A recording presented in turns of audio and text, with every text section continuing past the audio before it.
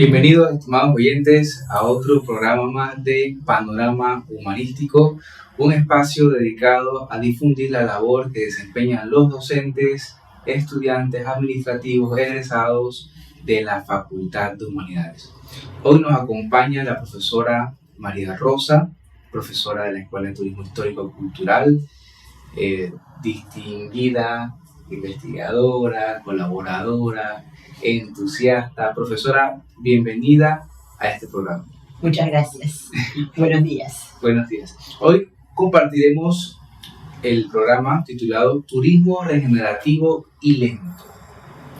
¿Cómo iniciamos? Bien, el turismo, ustedes saben que es una actividad, hay quien lo llama industria, que en realidad surge a mediados del siglo XIX con la primera vez que se hace un viaje donde se incluyen todos los servicios y se paga un precio determinado para hacer ese viaje. Siglo XIX, inicios del siglo XX, nuestras sociedades, es decir, las personas no tenían las posibilidades que tienen hoy día, siglo XXI, de viajar. ¿Por qué? Bueno, porque el turismo estaba reservado a una determinada élite, personas que tenían tiempo, que tenían disponibilidad económica y que podían darse el lujo de no trabajar, o si trabajaban tenían el poder económico. Los asalariados, el proletariado, la gente que no tenía vacaciones pagas, no tenía semanas de vacaciones, el salario era mínimo. Es decir, que hubo toda una transformación en la sociedad que permitió que sí el turismo arrancara. Cuando arranca en el siglo XX, ya mediados del siglo XX, y fundamentalmente después de la Segunda Guerra Mundial. Sobre todo para el traslado de los turistas, a inicios del siglo XX, los traslados se hacían por ferrocarril, cuando era posible, por autobuses, autos, el transporte marítimo era muy importante. Todos recordamos el Titanic, cuando llevaba a todas estas personas a visitar otros lugares. Pero después de la Segunda Guerra Mundial queda una serie de transportes como los aviones. ¿Qué se hace con esos aviones que durante mucho tiempo habían trasladado tropas, vituallas, armamento? No podían quedarse en determinados lugares y sin uso. O sea, había que darle un uso porque eso económicamente representaba mucho dinero para las empresas de aviación, sobre todo. Y ahí es donde empieza lo que se conoce con el nombre de turismo masivo. ¿Y qué es el turismo masivo? Es trasladar un montón de personas a conocer diferentes destinos, diferentes lugares, pero especialmente entre América y Europa, pero Europa del oeste, o sea, la Europa occidental, no la Europa del este, porque sabemos que estaba en una situación difícil después de la Segunda Guerra Mundial. Hacia los años 80 empieza todo un cambio, una transformación en el turismo. Y ese cambio tiene mucho que ver con otras actividades. Por ejemplo, cuando hablamos de turismo sostenible, que es lo que tanto mencionamos, y el informe Brundtland, que señala que lo que nosotros recibimos en cuanto a naturaleza, en cuanto a medio ambiente, debemos conservarlo para poder transmitirlo a las generaciones futuras.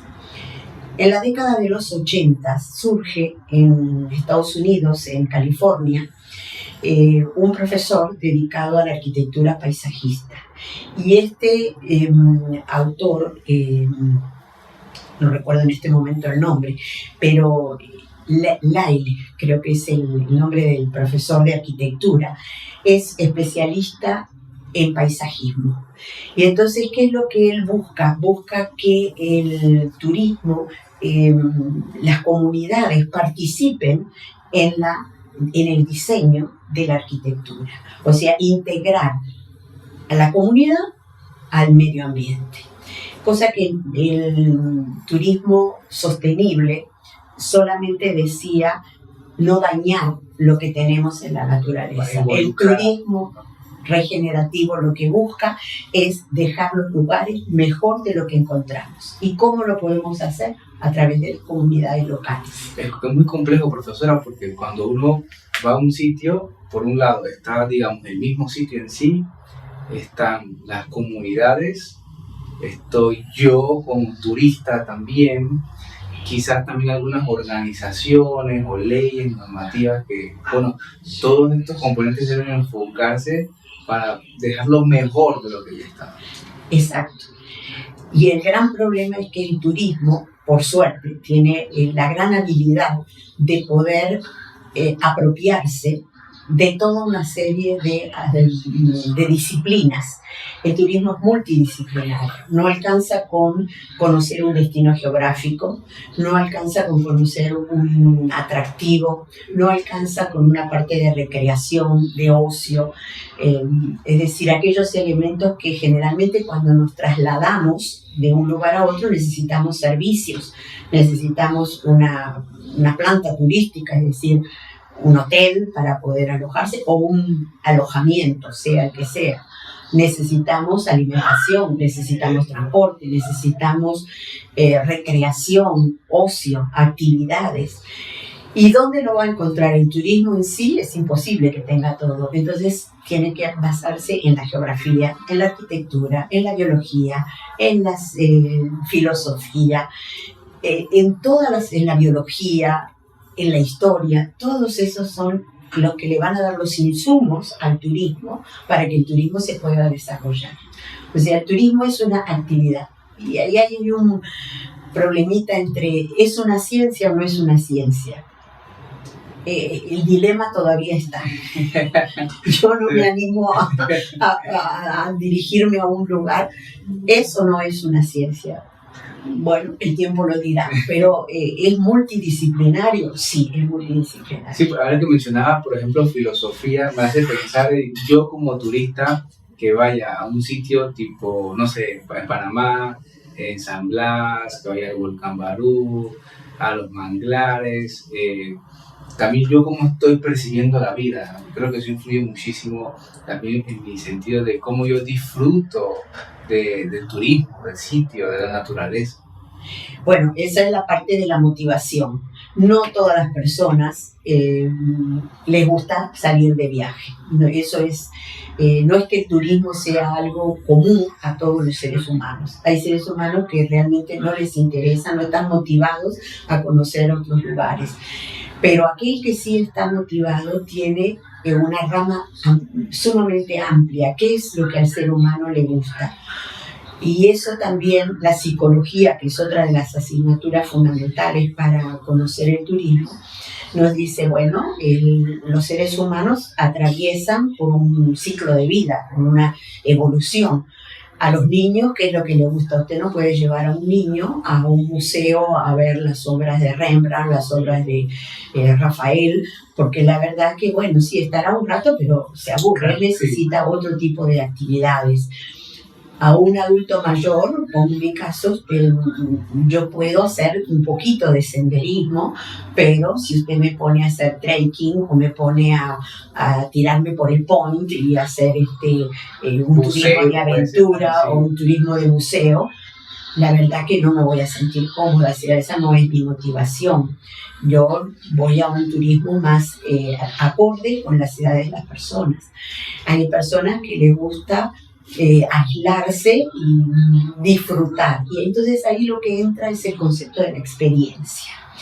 El turismo debe ser, y lo es desarrollar o lograr que las personas que hacen turismo tengan una experiencia que todos sus sentidos, toda la emoción frente a una puesta de sol o frente, por ejemplo, para mí uno de los recuerdos de viaje más maravillosos y que lo tengo en mente fueron las noches blancas de San Petersburgo, o una cosa que no lo he hecho, pero que en algún momento sí si tengo vida, me gustaría ir a ver las auroras boreales. Wow. Pero eso en San Petersburgo, ver a las 10, 11, 12 de la noche, cómo la gente estaba todavía como si fuera medio en la tarde, o sea, nunca se pone el sol, porque por el problema de que está muy cerca del Polo Norte, ¿no? Y todo eso son experiencias que uno va guardando, que uno tiene, y eso es lo que busca el turismo, es esa experiencia. Esa experiencia. Creo que se aproxima, usted me dirá si se aproxima al turismo lento. ¿A qué nos referimos cuando mencionamos turismo lento? El turismo lento también, así como el turismo regenerativo se basa en lo que les decía de la arquitectura, el turismo lento se basa en el movimiento slow que se dio en París en los años 90, y eso venía a raíz de el slow food, o sea, la comida rápida, tan característica y típica de Estados Unidos. Evidentemente, Estados Unidos o toda América Latina, países nuevos, países, dejo de lado la parte ancestral, la parte de los pueblos originarios, sino que me refiero a cuando ya se da la introducción de Europa en América, frente a una Europa entre comillas envejecida, porque Europa ya ha tenido muchos siglos de vida, de evolución. Estados Unidos es un país totalmente nuevo, que marcha más acorde con las tendencias del siglo XX, esa sociedad transformadora, esa sociedad donde las personas lo que buscan es un mejor nivel de vida, mejor calidad de vida, tienen trabajos muy apurados, o sea, todo lo hacen en forma rápida, y evidentemente hay gente incluso que tiene más de un trabajo, entonces para salir de un trabajo a otro no puede darse el lujo como lo normal sería ir a su casa, comer tranquilamente y prepararse una comida casera, por así decirlo, o en un restaurante, pero que tiene comida hecha en el momento. Sí. Lo que se dio en Estados Unidos fueron el crecimiento de la comida rápida y de los lugares como el McDonald's, KFC, todos estos restaurantes que ofrecían una alimentación variada, que tenían sus grupos nutricionales, no tienen unas normas muy claras de lo que tiene que ser, pero es una comida que usted puede comer, comprarla en la calle y se la come mientras llega al trabajo, la puede comer en 20 minutos o menos, no tiene que prepararla, ya está lista. El turismo lento toma ese concepto de lo lento, de lo rápido, y dice, el turismo masivo es un turismo rápido. Y eso fue lo que se dio, decía, después de la Segunda Guerra Mundial. La gente empieza a recorrer en forma muy rápida de un lugar a otro, y las famosas excursiones, conozca Europa en 20 días, sí. Y usted se sube al avión, va a París, recorre unas callecitas de París, después se va a Roma, después se va a Ámsterdam, a Zúrich, recorre un montón de ciudades, pero en realidad no ve nada. Claro. Tiene una visión panorámica, generalmente esos recorridos se hacen en bus, o si se hacen los recorridos en avión, usted tiene que esperar el tiempo en el aeropuerto para poder subir y todo lo demás. Entonces, ese tipo de turismo masivo es el que predominó a partir de la Segunda Guerra Mundial. Y contra ese turismo masivo surge este otro tipo de turismo lento basado en el movimiento slow. Y dice, ¿por qué recorrer en poco tiempo muchas cosas? Es mejor dedicarle más tiempo para tener una mejor calidad. Entonces, ahí entran las comunidades también, porque cuando el turismo, los resorts, por ejemplo, los resorts que se hacen aquí a inicios del siglo XXI, comienza, si no estoy muy equivocada, de Cameron. ¿Qué es lo que ofrece? Son empresas internacionales que ganan mucho dinero, que tienen un turismo muy activo, la gente lo disfruta mucho porque tiene todo en ese paquete turístico, pero es todo muy rápido. Y las comunidades donde están ubicados esos resorts, ¿qué beneficio reciben? El beneficio de que sí, bueno, si se necesitan, por ejemplo, personas para la limpieza, personas como amas de llave, personas para atender a los turistas, eso es lo que el aporte de esas comunidades. Y el turismo regenerativo, que es ese turismo que busca mejorar a las comunidades, en lugar de basarse en los 3 principios del turismo sostenible que decía medio ambiente, economía, sociedad, dice no, 2, porque los seres humanos, las comunidades forman parte del medio ambiente. Entonces tenemos 2 principios o 2 pilares fundamentales. Y lo primero debe ser los seres humanos en la búsqueda de conservar esa comunidad. Y el dinero que se recibe tiene que volver a la comunidad. Entonces, ¿qué ofrecen las comunidades? Talleres, recorridos sobre, por ejemplo, cómo se hace una siembra, cómo se cultiva el café, cuáles son las rutas que seguían nuestros antepasados, cómo se movilizaban las personas, pero todo eso necesita tiempo y ahí es donde está el turismo lento, espacios más cortos. Y si observamos también en las vacaciones, por ejemplo, ya las vacaciones no se toman todo el mes, o sea, que es lo que generalmente una persona que trabaja tiene un mes de vacaciones. Muy bien, muchas personas lo que hacen es cortar las vacaciones, 15 días y 15 días. ¿Para qué?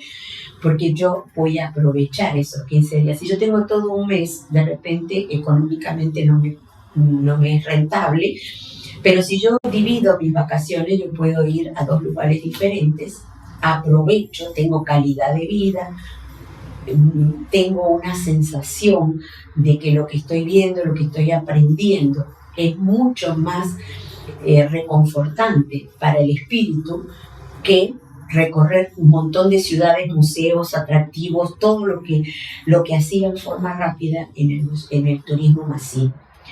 Regeneración, sostenibilidad, turismo lento y otros elementos que no hemos mencionado, pero que son la innovación, la creatividad, que eso fundamentalmente lo toman las empresas. Las empresas ahora están trabajando en innovación y creatividad. ¿Para qué? Para ofrecerle al turista un turismo que sea mucho más reconfortante para el espíritu. Profesora, me quedo... wow. Muchas cosas. Muchas cosas, pero mire, cuando hablaba, digo, me está hablando a mí directamente, porque soy yo de los que tomo los 7 días, los 15 días para ir a un sitio, quizás necesariamente no tan lejos, quizás algo más cerca de casa, en la ciudad, pero sí salir. Y de paso me gustaría invitar a los oyentes a esa reflexión que usted mandó, que es, ¿por qué recorrer en tan poco tiempo muchos sitios? ¿Verdad? Creo que aquel turista, aquel viajante que ha regresado estresado, agobiado del viaje porque ha querido cumplir con la agenda, no ha hecho turismo lento. Y quizás es una manera de, bueno, ya la vida está acelerada, el trabajo, la casa, las responsabilidades, la sociedad, para luego en el momento que debo desestresarme, disfrutar, tener nuevas experiencias, se convierte en un momento todo lo contrario, ¿verdad? Entonces, estimado oyente, piense cuando vaya a hacer su viaje, su recorrido, su experiencia, tenga presente el turismo lento y también el regenerativo. Sobre todo, piense si la contribución que también debe llegarle a la comunidad, también. Pensar también qué impacto tengo no solamente para el hotel, para la agencia de viajes, para el sitio, sino también la comunidad, en qué parte está de esta experiencia que quiero tener. Bueno, el problema básico es que la actividad turística Si usted la compara, por ejemplo, por eso es que está la diferencia entre si eso o no es una ciencia. La historia es una ciencia, nadie lo discute, tiene toda su teoría, su objeto, su sujeto. Y es algo que ha evolucionado la historia. Pero el turismo es muy nuevo. El turismo en realidad es una actividad fundamental para desarrollar en los seres humanos esa capacidad de comprensión frente a la naturaleza, frente a las actividades que han realizado nuestros antepasados. La emoción que usted siente frente al trabajo, por ejemplo, de la siembra, en la parte del turismo rural, es uno de los turismos que tiene mayor éxito. El turismo hacia los pueblos indígenas o los pueblos originarios, o sea, las tradiciones, la cultura, todo eso usted no lo puede conocer de un día para otro. Usted tiene que convivir en una cultura, en un grupo indígena y ver qué es lo que hacen, cómo esos seres humanos tienen sus tradiciones, sus leyendas, su medicina, su comida, cómo cuidan el medio ambiente. Si nosotros vamos, por ejemplo, a las comunidades que tenemos muy cerquita de Panamá, las comunidades en Verá y demás, ellos no usan platos desechables. ¿Qué usan para comer? Una hoja de bijao o una hoja de plátano, y ahí tienen la comida. ¿Por qué? Porque eso es orgánico, eso la naturaleza lo recibe y lo desmenuza, lo vuelve, lo descompone, y eso es un fertilizante importante para hacer cualquier tipo de trabajo. Todo eso es lo que ha llevado ahora a que ese turismo sea diferente, pero el turismo ha evolucionado y tiene que evolucionar mucho más. El otro problema que hay con relación al estudio ya del turismo es, y lo leí hace muy poco en estudios que se han hecho bibliográficos, si usted observa en las plataformas o en los, como Scopus, por ejemplo, que recibe una cantidad de información sobre temas como biología, medicina, o sea, ciencias que ya están muy bien sentadas y que tienen todo su peso. El turismo es muy poco lo que ha hecho en materia de teorización, o sea, la teoría del turismo está en pañales, por así decirlo. Y eso se debe porque, claro, está evolucionando y no somos capaces, es más rápida la evolución que lo que usted puede hacer. Ahora, a mediados del 2020, el gran impacto que fue la pandemia, ¿qué logró? Logró algo muy importante. La gente estaba en casa, la gente no podía salir y la gente empieza así a ser muy creativa, a ser innovadora. A partir de ahí, si usted observa la cantidad de artículos en revistas especializadas desde del 18 a la actualidad, el 25, se ha triplicado la información. Países como, por ejemplo, Nueva Zelanda, China, han trabajado muchísimo en lo que es este otro tipo de turismo y presentan estudios sumamente importantes para el conocimiento del turismo. O sea, la evolución del turismo, el turismo sigue evolucionando, no se ha quedado, sigue evolucionando. Bien, estimado oyente, usted sabe entonces que está haciendo turismo y ese turismo como ciencia evoluciona y fíjense, entonces la profesora ha comentado que hay turismo sostenible, regenerativo, lento, de todo tipo, innovador, que cuando se hace totalmente armonía, ¿verdad? Que hay que tenerlo presente al momento de... me ha gustado mucho de obtener experiencias y sobre todo pienso que cuando visito o hago me muevo, por así decirlo, también veo a la naturaleza y también veo a los otros. Me hace pensar que la actividad turística involucra también esos aspectos. Estimados oyentes, hemos terminado nuestro programa. Ya saben, el próximo jueves podemos continuar. Profesora María Rosa, muchas gracias por estar aquí con nosotros, por detallarnos muy bien el turismo regenerativo, el lento, las implicaciones que ha tenido desde el siglo pasado hasta la actualidad. Muchas gracias y nos vemos hasta la próxima en Panorama Humanístico.